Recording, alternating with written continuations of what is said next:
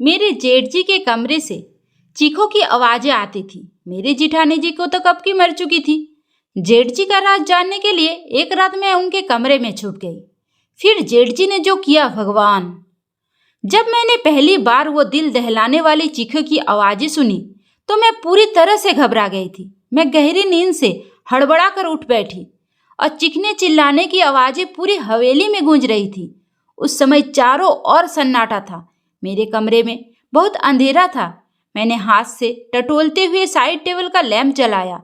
मैंने घड़ी की तरफ देखा तो रात के 1 बज रहे थे और चीख पुकार की आवाजें गूंज रही थी। मैं हैरान थी कि मेरे बगल में लेटे मेरे पति पंकज अब भी गहरी नींद में सोए हुए थे। इतने शोर में उन्हें नींद कैसे आ सकती थी? कल ही तो मैं पंकज की दुल्हन बनकर इस घर में आई थी। मेरी शादी बड़ी धूमधाम से पंकज से हुई थी। मैं बहुत अमीर खानदान की बहू बनी थी। मैं भी एक अमीर खानदान से थी। मेरे सास ससुर कब के मर चुके थे। जेठ जी बहुत देखरेख वाले इंसान थे। मैं उनके व्यवहार को अच्छी तरह से जानती थी। मेरी पंकज से लव मैरिज की शादी थी।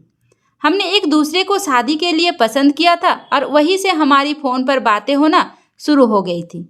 हम दोनों ही अमीर खानदान से थे, इसलिए किसी को भी इस रिश्ते पर ऐतराज नहीं हुआ। मेरी शादी की पहली रात थी और उसी रात मैंने चीखें सुनी थी। एक लड़की की चीखें की आवाज़ें थी, जैसे वो अपनी मदद के लिए किसी को पुकार रही हो। पहले तो मैंने सोचा कि कमरे से बाहर जाकर देखूं कि आवाज़ें किसकी है, कौन है जो इस वक्त इस तरह तेज आवाज़ से चिल्ला रहा है। लेकिन मैं एक दिन की दुल्हन थी, यूँ कैसे मुंह उठाकर कमरे से बाहर निकल सकती हूँ। आधा घंटा ये आवाज़ गूंजती रही। उसके बाद शांति छा गई। मुझे पंकज की नींद देखकर हैरत हो रही थी। वो इतने शोर में कैसे सो सकता था? लेकिन कुछ देर बाद आवाज़ आनी बंद ऐसी हो गई जैसे कभी शोर हुआ ही ना हो।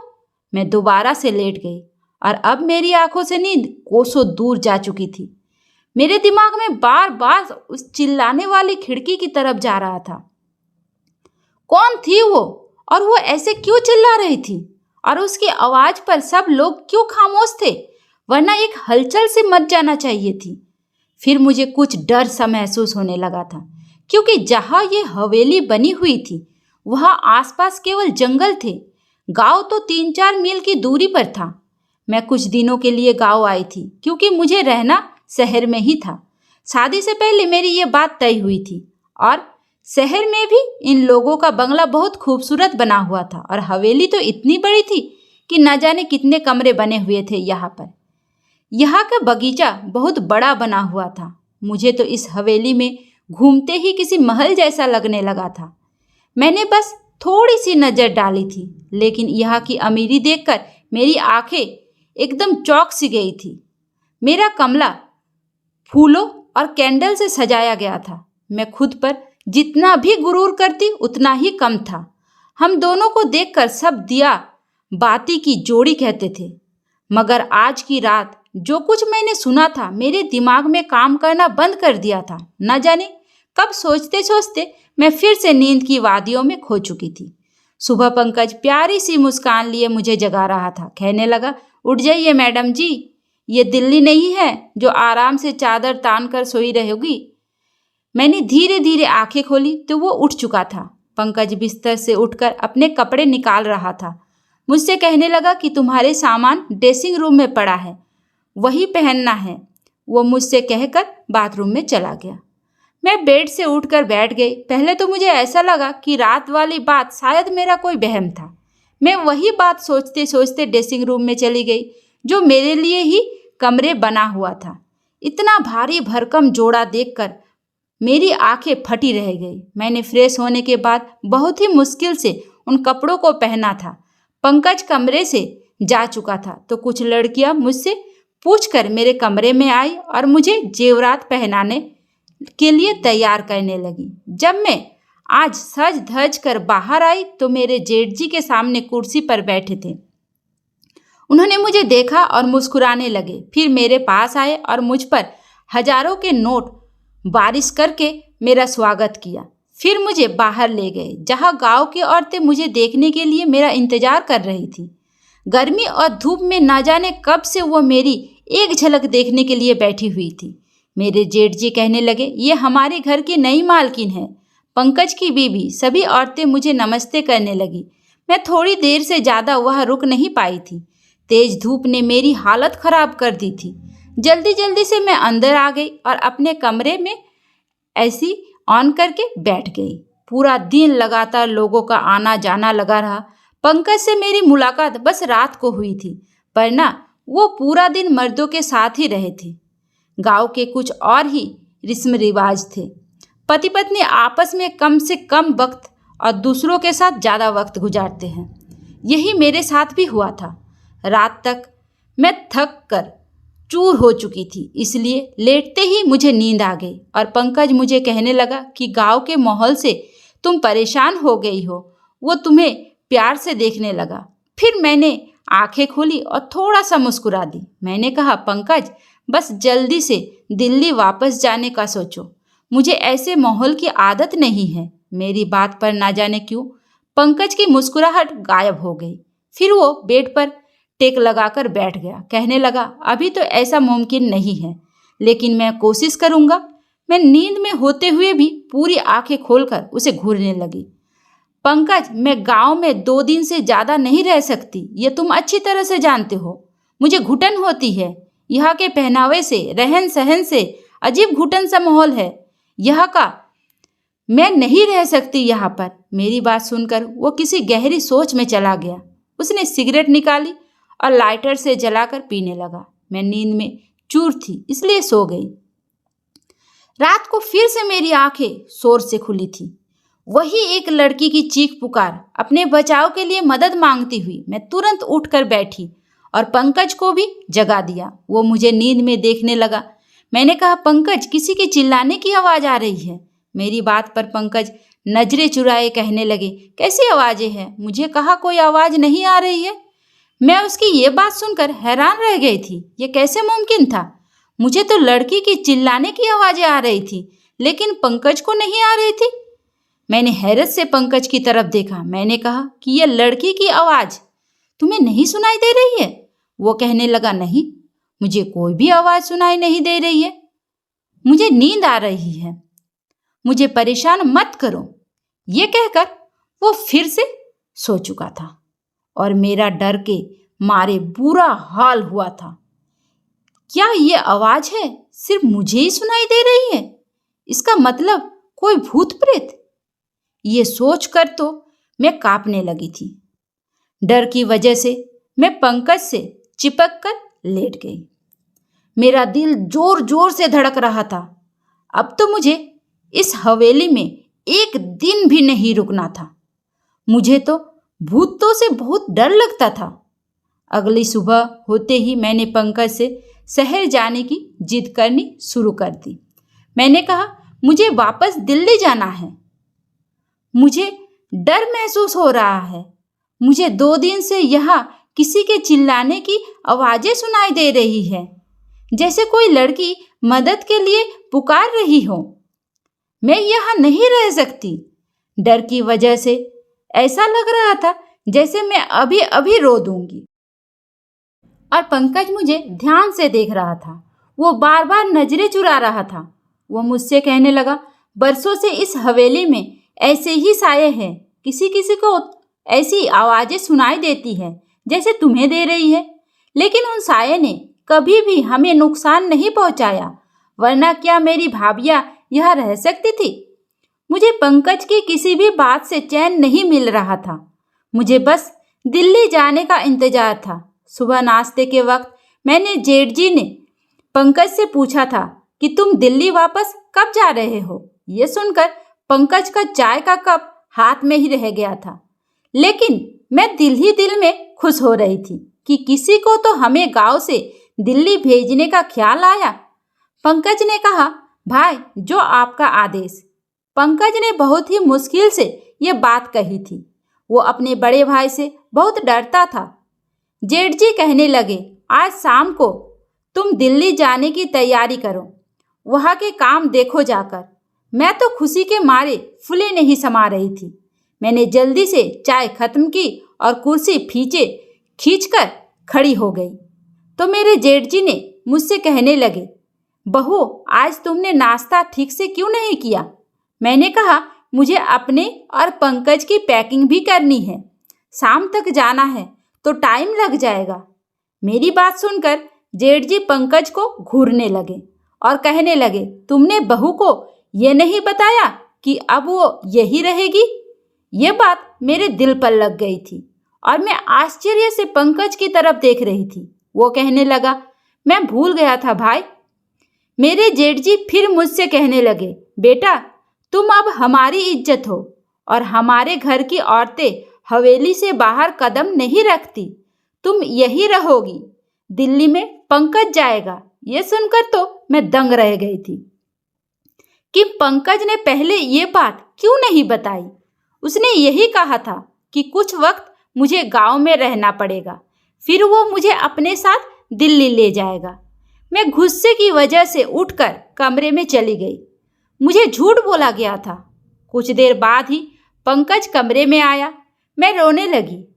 मैंने कहा, मुझे इस भूत बंगले में नहीं रहना। तुमने मुझसे झूठ कहा था कि हम दिल्ली में रहेंगे। तुम अपने भाई से जाकर बता दो। मेरी बात सुनकर मेरे पास आकर बैठकर बहुत ही प्यार से बोला, मैं तुम्हें अभी दिल्ली नहीं ले जा सकता। बस तुम कुछ महीने यहाँ रह लो, वैसे ही रहो जैसे यहाँ की औरतें रहती हैं। फिर मैं तुम्हें दिल्ली लेकर जाऊँगा। मैंने कहा, मैं तुम्हारे बिना यहाँ नहीं रहूँगी। रात के वक्त वो चीखे की आवाज़ मेरी जान निकाल देगी। मुझे बहुत डर लगता है। वो मुझसे कहने लगा, तुम चीखों पर ध्यान मत दो। वो जो भी है तुम्हें कुछ नहीं करेगी, ये मैं तुम्हें वादा कर सकता हूँ। तुम बस कमरा लॉक रखना और रात को बिल्कुल भी बाहर मत निकलना। पंकज की बातों ने मुझे बहुत ज़्यादा डरा दिया था। मैंने कहा, मैं अकेली रात को इस कमरे में नहीं सो सकती। पंकज कुछ देर तक सोचता रहा, फिर कहने लगा, तो ठीक है, मैं भाई से कहकर एक नौकरानी का इंतजाम करता हूँ। वो तुम्हारे साथ इस कमरे में सो जाया करेगी, लेकिन तुम बस ये कोशिश करना कि भाई को तुमसे कोई शिकायत ना हो। मैंने इस बात पर सिर हिला दिया। पंकज शाम को दिल्ली के लिए निकल चुका था और मैं अकेली रह गई। रात को मेरे साथ एक नौकरानी मेरे कमरे में सोने लगी थी। वो जमीन पर अपना बिस्तर बिछा दी थी और लेट जाती थी। रात को जब वो चीखे की आवाज़ आती तो मेरी आंखें खुल जाती। मैं महसूस किया था कि जिस वक्त चीखे की आवाज़ें आती थी वो नौकरानी भी करवटें बदलती रहती थी। मुझे ये शक होने लगा था कि शायद वो भी उन आवाज़ों को सुन सकती थी। कई बार मैंने उस नौकरानी को चीखों के बारे में पूछा तो उसके चेहरे का रंग उड़ जाता। वो डर जाती थी, फिर भी सिर हिलाकर कहने लगती, मैंने ऐसी कोई आवाज़ें नहीं सुनी। मैंने उसके डर से ये तो अंदाज़ा लगा लिया था कि कहानी कुछ और ही है। इसलिए उससे कहा कि मैं जानती हूँ कि वो आवाज़ें तुम्हें भी सुनाई देती हैं। मेरी बात सुनकर वो मेरे सामने हाथ जोड़ने लगी और कहने लगी, इस बात का जिक्र हवेली में किसी से ना करना, वरना बहुत बुरा होगा। उस नौकरानी की बात सुनकर मुझे जानने की चाहत होने लगी थी कि आखिर मालूम भी तो हो कि ये सारा मांजरा है क्या। मैंने रात को जब वो चीखे की आवाज़ सुनी तो ये ठान लिया कि सच्चाई क्या है इसका पता लगा कर ही रहूँगी, क्योंकि कहीं ना कहीं मुझे ये यकीन हो चुका था कि यह मामला भूत प्रेत का नहीं है। रात को चिल्लाने की आवाज़ सुनकर मैं उठकर खड़ी हो गई और दबे पांव अपने कमरे के दरवाजे के पास आई और धीरे से दरवाज़ा खोला। मुझे वो आवाज़ ऊपर की मंजिल से आ रही थी। धीरे से चलती हुई ऊपर चढ़ गई। वहाँ से आवाज़ें मुझे और भी नज़दीक से सुनाई देने लगी थी। जब मैं उन आवाज़ों का पीछा करते हुए आगे बढ़ी तो सामने कमरे को देखकर मेरे होश उड़ गए। वो तो मेरे जेठ जी का कमरा था, जहाँ से लड़कियों की चीखे की आवाज़ें आ रही थी। मेरे चेहरे का रंग उड़ चुका था। मैं वापस नीचे आ गई और अपने कमरे में आकर अपनी बढ़ती दिल की धड़कनों पर काबू पाने लगी। राजीव यानी मेरे जेठ जी के कमरे से आ रही थी। आवाज सुनकर मैं ये सोच भी नहीं सकती थी कि वो ऐसे भी हो सकते हैं। उनकी बीवी भी जिंदा नहीं थी और ना ही उन्होंने दूसरी शादी की थी। दुनिया के सामने वो कितने बड़े थे। फिर वो आवाजें। मैं खुद से बात करने लगी। मेरे दिल में उनकी बहुत इज्जत थी। मैं उनके बारे में इस तरह से सोच भी नहीं सकती थी। मेरी आंखों से आंसू बहने लगे। मैं अपने बेड पर बैठकर रोने लगी। मेरे जेठ औरतों के साथ? नहीं नहीं, ऐसा कैसे हो सकता है? गांव वाले तो उनकी बहुत इज्जत करते हैं। फिर ये सब क्या था? ये उनका कौन सा रूप था जो आज मैंने अपनी आंखों से देखा था? मेरी पूरी रात जागते हुए कटी थी क्योंकि मैं उनके बारे में ऐसा सोच भी नहीं सकती थी। सुबह नाश्ते पर वो उसी तरह बैठे थे। मेरी आंखें देखकर चाय पीते हुए कहने लगे, पंकज ने फोन पर बात नहीं की मेरी बहू से, तभी तो रो रो के आंखें सुजा ली है। उनकी बात पर मैंने कोई जवाब नहीं दिया। मैं खुद ही मुस्कुराने लगी। फिर बोले कि पंकज वहाँ पर बहुत बिजी है, शायद इसलिए फोन नहीं कर पाया। मैंने उनकी बात का कोई जवाब नहीं दिया। आज तो उनकी शक्ल देखने को भी दिल नहीं कर रहा था। कैसा दोगला इंसान था। दिन में नेक और रहम दिल बना रहता था और रात को ये सोचकर मेरा शरीर कांपने लगा था। मैं सोच चुकी थी कि अब उनका पर्दाफाश करके ही रहूंगी, लेकिन मैं नहीं जानती थी कि मैं अपने लिए कितनी बड़ी मुसीबत खड़ी करने जा रहा हूं। जब मैंने दोबारा वही आवाज सुनी तो मैं फिर से उसी कमरे से बाहर चली गई। कमरे के हाल को देखने लगी। एक 15 साल की लड़की थी, गांव की लग रही थी। उसके चेहरे से उसका दर्द साफ पता चल रहा था। वो हाथ जोड़े अपनी इज्जत की भीख मांग रही थी, चीख रही थी, चिल्ला रही थी, लेकिन मेरे जेठ जी ने बड़ी बेदर्दी से उसका दुपट्टा उतार कर फेंक दिया। मैं उसे ज़्यादा नहीं देख सकती। मैं वापस पलट आई। कैसे भी करके मैंने वो रात काटी थी। सुबह होते ही मैंने पंकज को फ़ोन किया। मैंने कहा, तुमने मुझसे इतना बड़ा झूठ बोला। तुमने कहा हवेली में आत्माएं हैं, जबकि ऐसा कुछ भी नहीं है। वो आवाज़ें गांव की मासूम लड़कियों की है जो तुम्हारे पिता जैसे भाव की हवस का शिकार बनती है। मेरे मुंह से जो आ रहा था मैं सब पंकज से कह दिया। मेरी बात सुनकर वो गुस्से में आ गया और कहने लगा कि अपनी जुबान को बंद रखना, जैसे हवेली के कभी लोग देखते हैं, वरना तुम्हें राजीव की ताकत का अंदाजा नहीं है। जान से मार डालेंगे वो तुम्हें। मैं पंकज की बात सुनकर जितना हैरान हुई उतना कम था। मतलब वो अपने भाई के बारे में ये सब पहले से ही जानता था और वो भी मिला हुआ था इस सब में। मैंने फ़ोन बंद कर दिया। बुराई होते देखकर मैं ऐसे चुप नहीं रह सकती थी। मुझे बस एक सबूत चाहिए था, क्योंकि यहाँ ऐसे कोई नहीं था जो राजीव के खिलाफ एक लफ्ज़ भी बोलता। इसलिए मैंने रात होने से पहले ही बीमारी का बहाना बनाया और अपना कमरा लॉक करके अपने कमरे में बंद हो गई। मैं जानती थी कि राजीव कब ऊपर जाता है, इसलिए मैं अपनी पिछली खिड़की से बाहर निकली और पाइपलाइन के सहारे ऊपर की तरफ पहुंच गई। राजीव के कमरे के बाहर की खिड़की उस वक्त खुली हुई थी। मैं उस खिड़की के जरिए उस कमरे में पहुंच गई और उस कमरे को किसी दूल्हे के कमरे की तरह सजाया हुआ था। मैं उसी खिड़की के पास एक कोने में छिप गई। रात 1 बजे राजीव उस कमरे में आया और सामने सोफे पर बैठ गया। कुछ देर बाद उसका नौकर शराब की बोतल लेकर आया और सामने टेबल पर रख दिया। मैंने अपने मोबाइल का कैमरा ऑन कर दिया। कुछ देर बाद एक 14 साल की मासूम सी लड़की उस कमरे में आई। वो चिल्ला रही थी, बार बार ये कह रही थी कि उसे घर वालों के पास जाना है। वो नौकर उस लड़की को कमरे के अंदर धकेलकर कमरा बंद करके चले गए। राजीव एकदम आराम से सोफे पर बैठा उस लड़की की बेबसी का तमाशा देख रहा था, जो बहुत ज़्यादा रो रही थी, दरवाज़ा पीट रही थी, अपने बचाव के लिए मदद मांग रही थी, जिसकी चीखें पुकार हवेली की बेजान दीवारों में गूंज रही थी। वहाँ के लोग इस जुल्म पर बिल्कुल खामोश थे। वो लड़की जब दरवाजा बजाकर थक गई तो राजीव के पास आकर हाथ जोड़ने लगी, कहने लगी, राजीव साहब, मुझे छोड़ दो, मुझे जाने दो, तुम्हारी बेटी की उम्र की हूँ, मुझ पर तरस खाओ। उसकी बात सुनकर मेरा जेठ गुस्से से उठा और उसके बाल पकड़कर कहर भरी नजरों से देखते हुए बोला, किसी नीच जात की लड़की, तेरी इतनी हिम्मत कि तूने मेरे सामने जुबान चलाए। तुझे मैं बताता हूँ कि मेरे सामने जुबान चलाने वालों का मैं क्या अंजाम करता हूँ। यह कहकर उसने उस लड़की को बड़ी जोर से जमीन पर पटक दिया था। फिर उसकी गर्दन पर अपने पैर से मारने लगा। वो लड़की दर्द से चिल्ला उठी थी और मैं ये सब नहीं देख पा रही थी। न जाने कैसे मैंने खुद को काबू में किया। वहाँ खड़ी ये सब देख रही थी।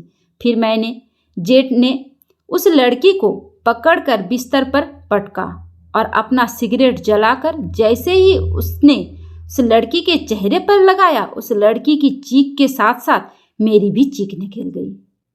राजीव तुरंत ही वहां से पीछे हटा। मेरी चीख सुनकर वो समझ गया था कि कमरे में उस लड़की के अलावा और भी कोई है। इससे पहले कि वो मुझे ढूंढता, मैं उसी खिड़की से बाहर निकल गई। लेकिन शायद वो मुझे देख चुका था, क्योंकि मैं कोई प्रोफेशनल जासूस तो नहीं थी। एक आम सी लड़की थी। जिस रास्ते आई थी उसी रास्ते से नीचे उतर गई, लेकिन अपने कमरे के बजाय हवेली के पीछे चली गई। मैं वहीं जाकर छुप गई। मुझे पूरी हवेली में एक हलचल सी महसूस हुई थी। मुझे बहुत से कदमों की आवाज़ें सुनाई दी। मैं एक घने झाड़ी में छुप गई। बहुत से नौकर टॉर्च जलाकर मुझे ढूंढ रहे थे। मैं तो सांस लेना ही भूल गई थी। मुझे डर था कि अब मैं पकड़ी जाऊंगी। कुछ देर बाद नौकर वहाँ से चले गए। उनके जाते ही मैंने सुकून की सांस ली। मैं एक बड़े से पेड़ पर चढ़ने लगी, जो इस हवेली की दीवार से हल्की हल्की रोशनी आ रही थी। मैं सड़क पर पहुंच चुकी थी। उसी वक्त एक बस दिल्ली जाने के लिए वहां से गुजर रही थी। मैं उस बस में बैठ गई। पूरे रास्ते भर मैंने अपना चेहरा दुपट्टे से छुपाए रखा था। दिल्ली पहुंचते ही मैंने अपने पापा के दोस्त, जो कि आईपीएस ऑफिसर थे, उन्हें वो वीडियो दिखा दी। मेरी वजह से उस गांव में इस घिनौने खेल का किस्सा खत्म हुआ था और राजीव के साथ साथ पंकज भी पकड़ा गया था। वो लोग जो गांव की कम उम्र लड़कियों के साथ गलत करके उसे दूसरे देश में भेजते थे और कुछ को मार देते थे, और मेरे पति दिल्ली में वही काम करते थे, इसलिए मुझे अपने साथ लेकर नहीं जाया करते थे। मैंने अब पंकज से तलाक ले लिया था, क्योंकि मैं ऐसे शख्स के साथ जिंदगी नहीं गुजार सकती थी। मुझे खुशी थी कि मेरी वजह से बहुत सी लड़कियां बच गई थी। दोस्तों, उम्मीद करती हूँ आपको हमारी कहानी पसंद आई होगी। कहानी पसंद आई है तो वीडियो को लाइक करें, चैनल पर नए हैं तो चैनल को सब्सक्राइब करें और हाँ, नोटिफिकेशन बेल को जरूर दबाएं ताकि अगली अपडेट सबसे पहले आपको मिले। धन्यवाद। राधे।